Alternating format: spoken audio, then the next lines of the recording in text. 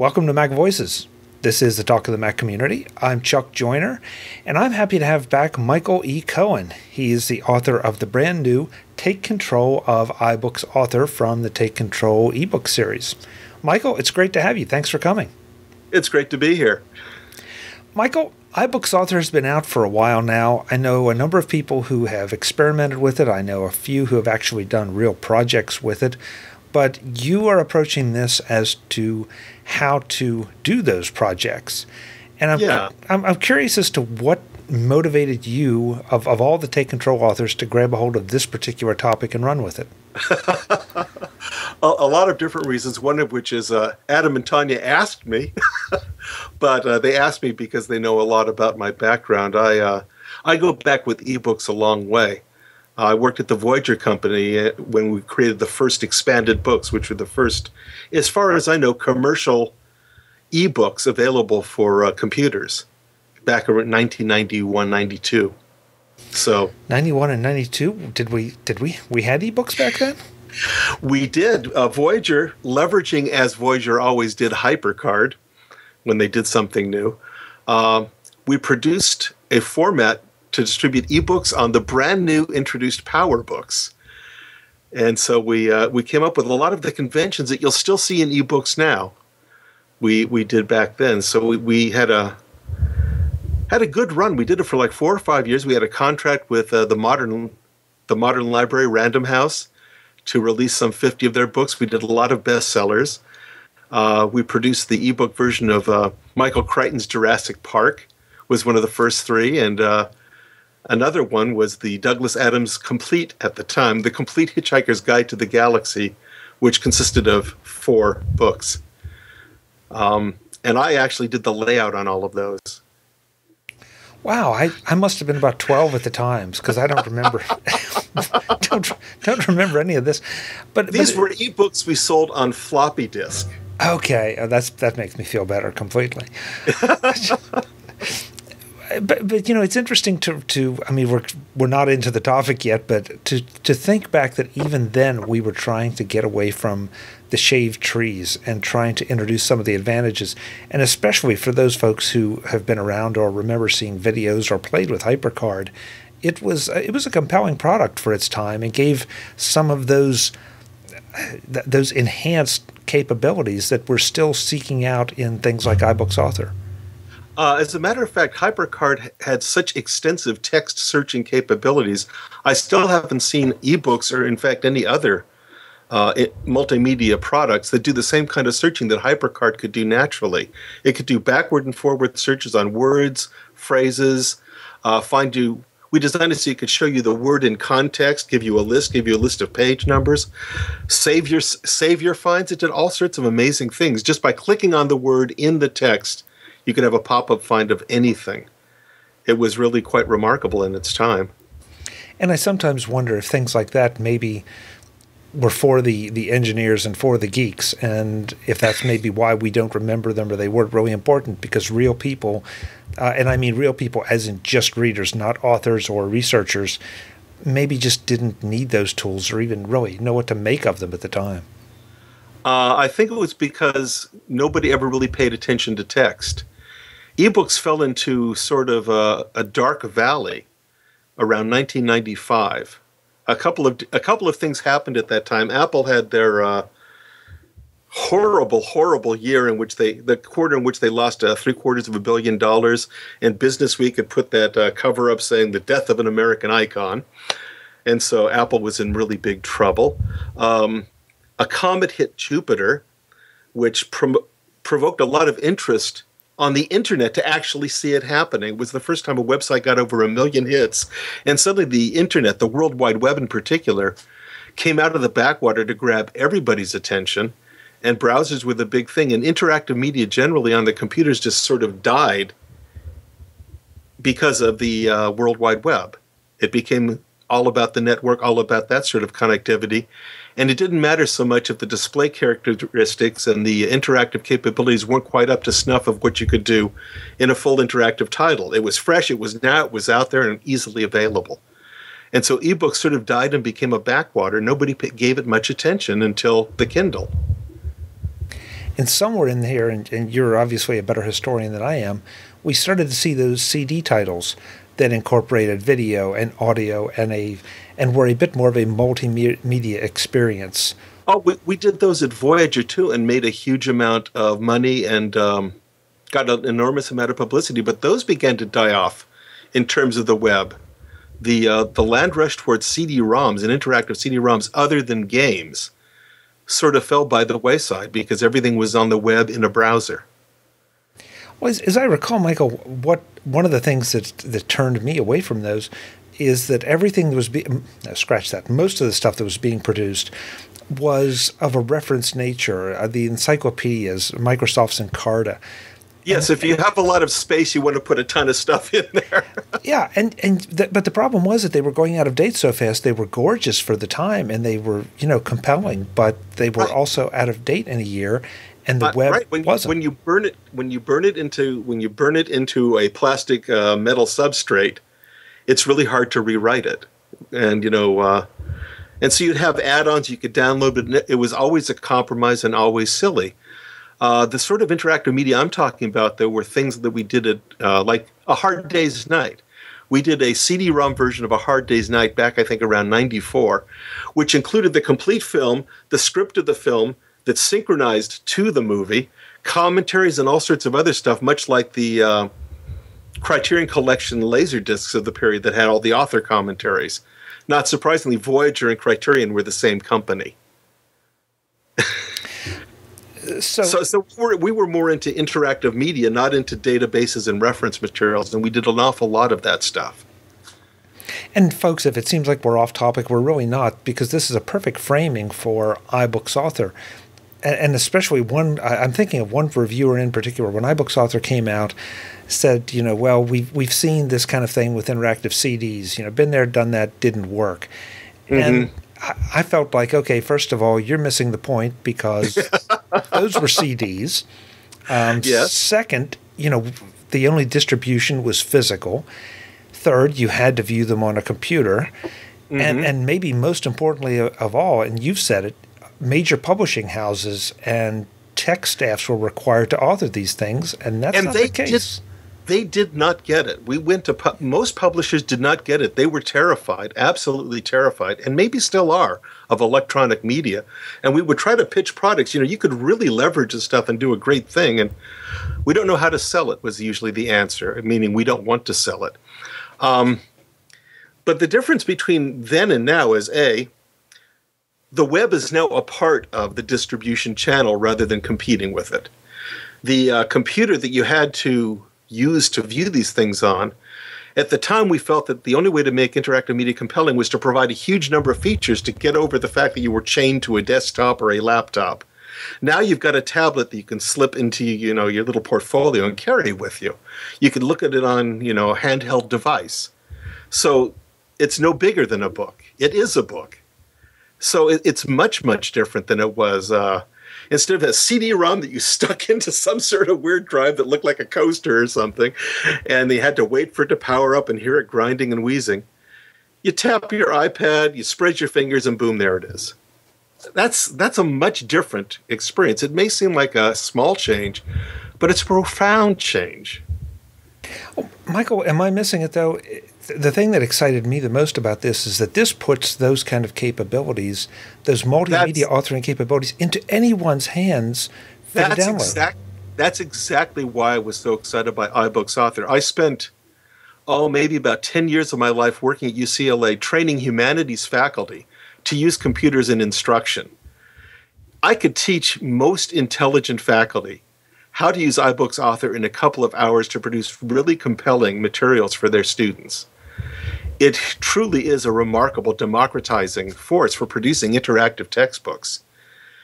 The other thing to remember about iBooks Author, and something I focus on very much in the book that I wrote, is although you can do a lot of other things, I've seen cookbooks, Bill Amend has done his wonderful cartoons in his comics collections in iBooks Author, and it's wonderful for that. You can do catalogs, all sorts of things, but it was designed and is really exquisitely tuned to produce interactive textbooks used in classes by teachers from K through 12 and beyond. Do you think that limits iBooks Author as a tool, or do you think it's just, as you just said, primarily tuned for that and can be adapted to other things? It can be adapted quite well for other things that we've seen already. I don't think it can be adapted for certain more, I don't know, avant-garde or out there projects. For example, you wouldn't run or really do, a super complex, highly threaded, interactive hypertext fiction. A game. You wouldn't want to do that in iBooks Author. Okay. But, if you want to do something that is inherently linear in structure, and all textbooks are, that come in self-contained chapters and sections, and have pictures and have videos, have, little interactive widgets that pop up, that have an interactive glossary and a dictionary, and that can look really, really good and are easy to operate, on which you can take notes. Yes, those sorts of books, any sort of book or interactive book-like thingy that you can produce, iBooks Author would be very good for. What's wonderful is it already comes with the things required for teachers to use it, for them to be used as textbooks. Usually you would think it the other way around. Create a general purpose tool, then tune it for the teacher. And step 2 is never performed because, teachers, they're not going to buy it. But building that in from the outset means you can add additional layers of stuff that may not be necessary for textbook, but having that textbook foundation makes it wonderful for classes and for classrooms and for students. And so that's just a huge plus. And you used the word linear, and I really like that because I think that this could easily be used to create the great American novel. And add just a few little sweeteners into it, but it's not like it presents any problems. But your point about the multi-threaded game kind of thing. Yeah. That's not going to work. That might be better left off to a website, at least for the moment. And quite honestly, that sort of thing is very well handled by the games that people are making right now. Gamers really don't need something like iBooks Author. They have the tools and capabilities and platforms to do the sorts of things they're already doing. But for somebody who's building something that's essentially linear, with stuff hanging off of it, interactive experiences hanging off of it, iBooks Author is wonderful for that. And quite honestly, people do like a narrative thread for entertainment. It's not the only way to be entertained, but it's a time-tested one, and it works very well. A plot is a big thing. Aristotle was all about the plot. Well, I guess you think the same way even in a multimedia environment. TVs, movies, as much as the directors and authors are trying to expand that and change it, still at the bottom line, many of us just like to sit down and absorb or consume and not necessarily interact with those environments. Well, the way the universe is so constituted, we are creatures bound in time. We're part of a linear flow anyway. Time goes from the past to the present into the future, and it really doesn't stop and turn around a whole heck of a lot that I've ever been able to see. So, there's already a narrative thread. I know a few people that might disagree with that, Michael. But. Well, yeah, in my Voyager days, I actually met Timothy Leary. He might have disagreed as well. Good example. Okay, so let's see. Anyway, so what I did when I wrote the iBooks Author book is I decided to focus on how to use the software, because there's a lot of complexity and depth in it, because you really do want to create unique textbooks, and they don't all want to look like one another, so there's a lot of formatting capabilities you've just got to get over. But I also have a huge amount of experience in developing interactive multimedia, and I know a lot of the pitfalls people fall into when they're about to undertake a new project. So I spend a good part of the book about how to plan, how to think about your book, how to think about the things you need to acquire, what rights you have to get, and why. I have a little sidebar on copyright and why you really need to know a little bit about it. And at the other end of the book, I also have a section on how to get it published after you've finished it, and what your avenues are. And for iBooks Author, they're pretty limited. You either sell it through Apple or you give it away free. That's what the license for the free iBooks Author software requires from you. Do you think that's a major issue, Michael? I mean, again, this was debated endlessly when it first came out, but now, given the little distance and perspective, you think it's a reasonable option that Apple has given people? Well, yes and no. It's limiting in one way. You can only read an iBooks Author book on an iPad. So you're already in the Apple ecosystem to begin with. It's not an open format. So given that, no, I don't think it's an unreasonable thing for Apple to do. Keep in mind that around the same time or just a little bit after iBooks Author came out, there's an EPUB standard, EPUB 3 standard, that provides a huge number of the capabilities, theoretically, in the ebook standard, the EPUB standard. So other people could write authoring systems to develop those sorts of interactive materials that iBooks Author could do. So iBooks Author is really the beginning, not the end. And it's an Apple product, which is great, but I think others are going to come out and say, hey, you don't want to be stuck with iBooks Author. We've got an EPUB creator that gives you fixed format books with interactive widgets you can stick here and there because it's able to be done using the EPUB 3 standard. Has anybody done that yet? It's just, it's very new. It's, as far as I know, not yet. But I'm sure there are people working on it. I bet you anything, Amazon will come out with something that will be Kindle specific. They're going to have a new format for some Kindle books as well. And I think, there's a lot of ferment in the ebook world now. So you're going to be seeing things coming out in the next few years, next few months maybe. It'll be very interesting to see just how much of that comes true with the amazing dominance the iPad has shown and continues to show. And it just doesn't feel like that there is any serious competition out there. It seems like every couple of months we see an article or some opinions, the serious competition is here, and it just never pans out. For usability, for power consumption, for quality, for some reason, it just isn't a serious competitor. I think eventually you may see some starting to get more dominance than not. But Apple's got a huge amount of momentum and a huge share of the market now. And what they're doing in schools is very smart because they're providing what really amounts to almost a complete solution. Here's the device. Here's the software to put media on the device. Here's iTunes U. You can download other stuff to put on the device. Here's the iTunes Store. You can get other stuff to put on the device. We'll sell you packages to schools. We'll help you develop materials.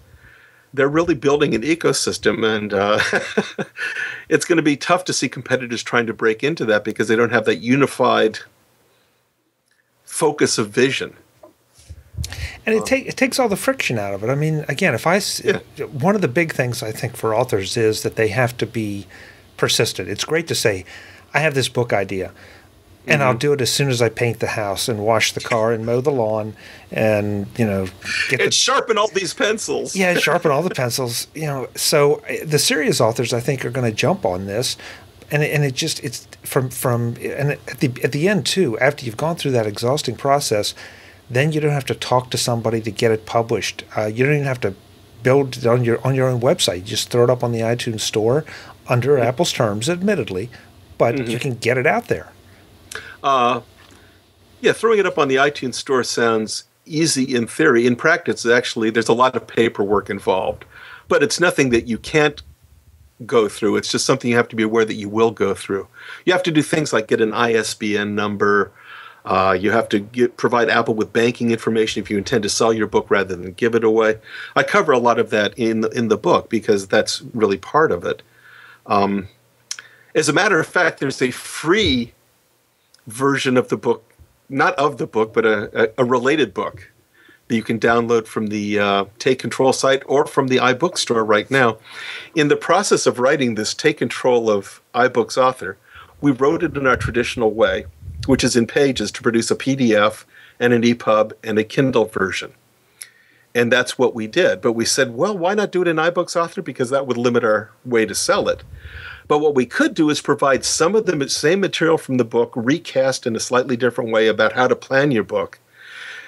Some information that we have in the main book about how to go through the iTunes Connect business and sell it through the iBook store. But we could also demonstrate the actual widgets in place that iBooks Author provides. You can see what the interactive galleries are like, what the interactive pictures are like, what the 3D models, how they work, how you embed video, what that looks like on the page, what one of the quizzes looks like that you can create in iBooks Author, how you can put a dashboard widget in the book that's an HTML program that you can actually do very interesting things with. I did for that in the book. I went back to my early Voyager days. We did the complete annotated Alice that Martin Gardner did as 2 volumes. He did annotated Alice and more annotated Alice. And we combined that into an ebook. So we had all the Lewis Carroll stuff.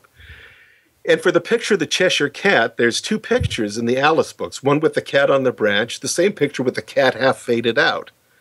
And in the interactive version I'd done with HyperCard Magic, made the cat appear and disappear by cycling between the 2 pictures with a dissolve. So I created a dashboard widget as I was writing the iBooks author book that took the same pictures. And so the widget in the book shows you the disappearing, reappearing Cheshire Cat that was in the very first expanded books we sold back in 1992. Now, I don't want to scare anybody away with that.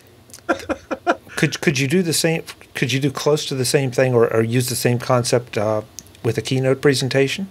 Oh, Keynote is one of the widgets that you can put in a book. If you have a Keynote presentation, you just say, take this presentation, put it on this page. You're done. So yeah, you can put a Keynote presentation in 1, 2, 3. No problem. And that to me is really exciting because anyone that's used Keynote, I mean, you know how much power is in there for just good basic presentation kind of things, but also for some really sexy multimedia that's accessible to mere humans. There's an awful lot of capability in iBooks Author that any teacher could wrap his or her head around. And that's what I found so very exciting about it. As I said, I used to train people how to do this stuff. And if I were doing it today, I would be recommending everybody, you want to write an interactive textbook for your class and try it out? Here's the tool. With 2 hours, I can get you up and going. Wow, that's pretty impressive. I mean, that doesn't cover everything, certainly, but it could really give anybody who's used to using a word processor can figure most of this stuff out. Right. Michael, I've intentionally tried to stay away from just walking through chapter by chapter of the book because there's so many more high-level things here. But can you give us any thoughts or any ideas on some of the things that people need to think about when they're getting ready to plan a project with iBooks Author? Well, yeah. The very first thing is have an outline. It really helps to know where you're going because it's really easy to get seduced by all of the interactive capability. And you want to try this, you want to try that, you want to play around, but you need to have a straight through line, a narrative. If you're doing something as a textbook especially, you need to think about how materials in a textbook are used in an actual class. Sometimes the book has gone through in pure first page to last page order.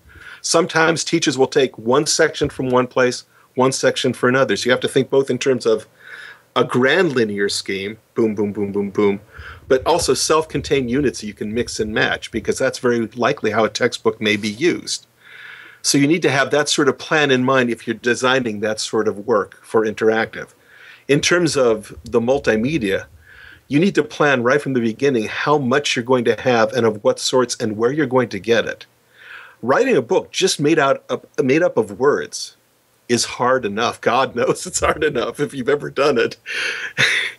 When you have to add in pictures, when you have to add in things that move, videos, if you have to add in keynote presentations, you have to have the ability to make those yourself or a source for all of those things. And if you're going to go to outside sources, and you really will because, as I say in the book, multimedia eats digital assets like, couch potato eats Cheetos. They just vanish. You can't get enough of them. So you have to have a list of all the assets you want and a source where you're going to get them and make sure you've got the copyright of those things squared away so you won't be sued when your book is published. So that's what you've got to do before you even begin to think about, what sort of background I want on the page. But you have to think about that as well. What kind of cover do you want? Do you want to have any interactive media up front? The book gives you the capability of the moment they open the page. A video can play, or a picture can be shown, or an audio can play. Do you want to have that sort of introduction or not?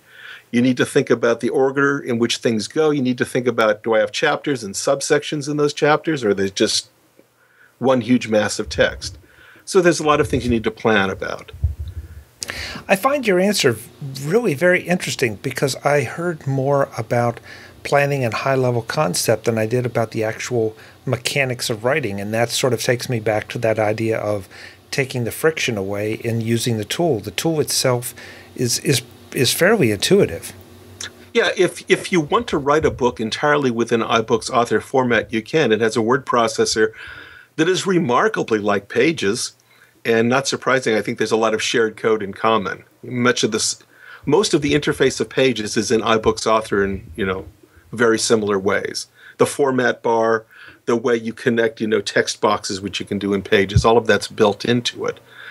Or you can write your stuff in Microsoft Word and import it chapter by chapter into iBooks author and then do the final formatting and layout there. And I actually do cover that in the book. I have a section called Decide Where You're Going to Write, in the shell or outside of the shell. And it doesn't have to be either or, but you can certainly do most of your text writing outside and then use iBooks author to integrate it all and to put it all together. Any compelling reasons to do that, or is it just strictly a matter of preference? A matter of preference in the project. If you're working with co-authors especially, I'd recommend doing it outside of iBooks author because you can trade bits of manuscript around far more easily than an entire iBooks author book, which can get to be very large because it contains all the media that you put into it. Back in the day, CD-ROMs, we had 650 megabytes, of media that we could fill it up with. With Blu-ray and like that, it's much, much more. But CD-ROM, 650 megabytes, that's a pretty big ebook. And iBooks author books can be that big or bigger. There's a free downloadable iBooks author book that's about 1 gigabyte on the iBooks store right now. So you don't want to be trading those things around, in Dropbox and like that and have multiple authors working on it. Plus, there's no way to do change tracking like you can do in Microsoft Word or Pages, where you can send a manuscript back and forth, make changes, accept the changes, write comments in the margins. iBooks author is designed for a single user to write in. So if you're off on your own, composing the shell is just fine. If you're collaborating, I would work outside of it and then use iBooks author to integrate stuff near the end. Michael, how about the worst feature of iBooks author, or the one that perhaps I should say needs the most improvement, or is the least intuitive, or the least approachable? Or I'll let you fill in the proper description. But is there anything that you think really, number one, needs to be improved, and number two, people should watch out for and be aware of that limitation? Yeah, the way the table of contents integrates with the book is sometimes hard to figure out how that linkage works and how images used on the front page of a chapter reappear in the table of contents. That sort of interaction is kind of buried. I spend a lot of time discussing how to customize the templates that come with iBooks author to make sure everything harmonizes, but it's easy to get lost. It's easy not to understand how the individual section or page layouts you can create can be applied to different sections. Also, it's a 1.0 product, or 1.1 at this point, because there was a bug fix release. So there's a lot of evolving and fine-tuning left to be done. It's not as stable as I'd like it to be. I'd see some features that would kind of disappear and then reappear as I worked. So yeah, it's still a little bit shaky at the edges. But not so shaky it's unusable, because if you look at the iBooks store, you can see that there's dozens of iBooks author books already there. So, yeah, when you start to talk about shaky too, with all due respect to pretty much every program I can think of, I don't know too many that are just rock solid stable. There are a few. But you sit down with Microsoft Word, and it's like, sitting on a giant, skyscraper of Jell-O. Was I mentioning any names? I wasn't going to mention any. I wasn't going to bring that up, or I wasn't going to. No, I'm not going to bring up some of the others. Well, I only point to it because it's certainly the most widely used of the shaky showers of Jell-O in the universe. Okay, I'll go. That's an interesting phrase, and that probably captures. I'm going to steal that, because that captures the feeling better than anything. That I want to save frequently, and I really want to have backups, because when it works. I mean, it's sort of like Skype. When it works really well, but it's not as reliable as I'd like to be. True enough. Something else about iBooks author, because it is a unitary program, you'll get files that are very large. The simple 40 or so page extract of the EPUB that we did in iBooks author form, with the extra added material, the iBooks author file was actually quite large. It was like in the 25 megabyte range. So you want to trade that back and forth over Dropbox, you're talking about significant uploads and download times and bandwidths involved. But then, generally when you're working in interactive media, you start working with large amounts of data pretty quickly because, videos are never small. Even the smallest video is large. You might know something about that. I know something about that. And Michael is very perceptive. And unfortunately, too, even on this kind of project, I'm not sure you're going to want to go back to the days that he was talking about with CDs where, the postage stamp videos, I mean, they were great for the time and we were all like, wow.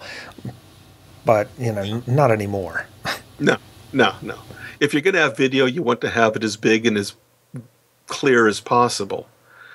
But you also don't want to make video necessarily the centerpiece of a textual book. You have to figure out the right balance.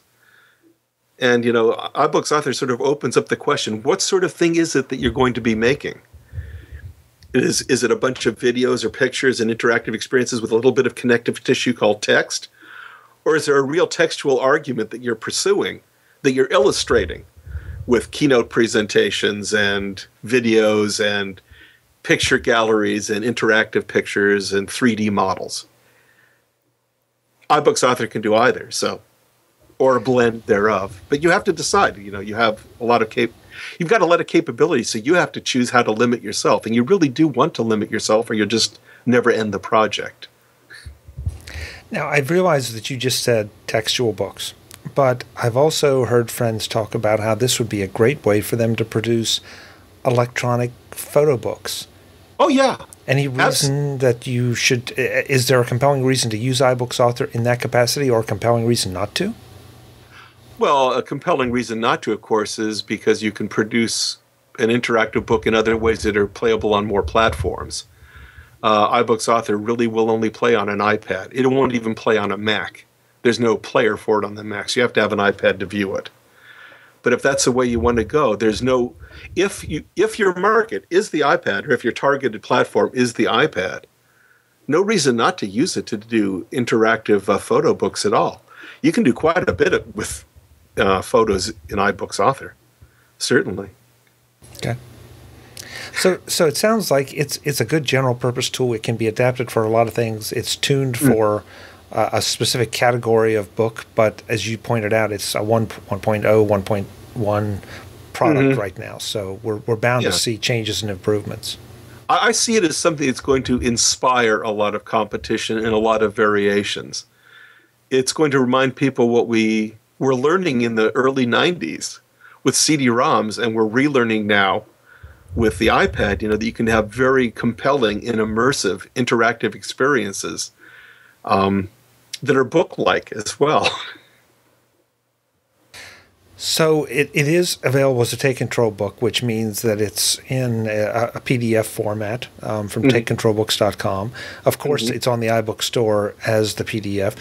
How is the piece? EPUB. It's an Sorry, yeah, I said that. And wrong. it's also an it's both a PDF and an EPUB at the Take Control site. And coincidentally, with the production of this book, Tanya Engst and I and Adam began to get into developing EPUBs far more complexly than we have in the past. We used to design them in Pages, and pretty much what Pages output is what we produced as the EPUB. Now we actually go in after Pages has produced the initial EPUB for us. We go in and we modify all the styles and a bunch of other stuff, so our EPUBs are beginning to look very, very much like the PDFs that were the basis of the Take Control books. So if you take a look at the iBooks Author EPUB, you'll say, wow, I never saw ruler lines in the EPUB version before. I never saw, this style and this text used that way before. So we've done a bit of development on our own at the same time. Michael, the one that was produced in iBooks format that's available in the iBook store, how is that titled, the separate piece? It's called Take Control of Getting Ready for iBooks Author. Ah, okay. All right. Is that a charge or free? It's free. It's free. Okay. Yeah, you can go to the Take Control website, and there's a link on the page for buying the regular book. You can download the free book right from there, or you can download it from the iBook store. It's there as well. Right. Well, I saw it there this morning, so I know it's there. Well, that's something that folks, if to get started and decide whether this is for them, may want to grab a hold of, and then if they do, absolutely, you're the man to tell them how to then take it to the next level and do their own. Absolutely. That's what I wanted that initial book to be for, to let them understand what iBooks Author was, without going into all of the, well, in order to put, a background on the page in this template, you have to click here and use that inspect. That's fine, because when you're actually building the book, that's great. But for somebody to learn about what the software is for, you don't need that level of complexity. This is the point of view that you give, to like a departmental committee in a school saying, do we want to use this? Well, here's what the platform can do, and not everybody has to be familiar with the nitty-gritty of it. Then you give it to the people who are really interested to actually use the actual iBooks Author itself and read the manual and my book. Well, Michael, I appreciate you taking the time to talk to us about not just the book, but also iBooks Author in general, and some of the higher level things about it, and some of the history. A lot of us lose perspective on that, and you were there. You were helping put some of it together, so that gives you a whole different perspective on this. Well, what I found at the time at the Voyager company, when we were inventing the book, we were also doing a lot of research into the invention of the printed book, because we wanted to see, if we wanted to put into a historical context what we were doing. And so I spent a lot of time reading the history, of the 15th century and the development of publishing in Western Europe. Yeah, and that's important. If you don't know where you've been, you don't know where you're going. Well, we're seeing a lot of the same sort of changes happening to society and culture because of interactive media, digital media, that happened when books were being produced suddenly. Suddenly text became available everywhere. Now suddenly data is available everywhere. Your network connection is everywhere. You can get a book from me to you in a matter of seconds. So it's the same sort of revolution, the massive increase of communication technology, which is upending many social orders. If you've looked at what's happened in the Middle East and Egypt because of interactive media, interactive technologies, you can begin to see, it's a fascinating, scary time to live in.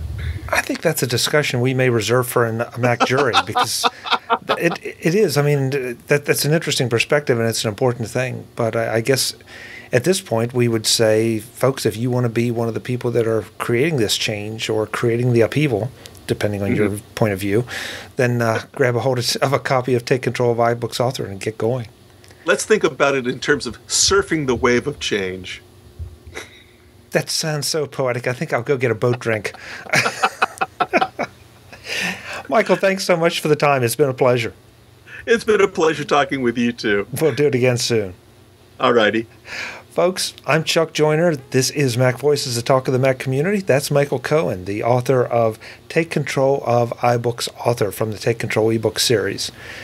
Please check the show notes. I'll have links in there to everything Michael and I talked about, so you can go right to the right spot and get his book and the iBook version of getting ready for his book and anything else we can think of. Until the next time, thanks for listening.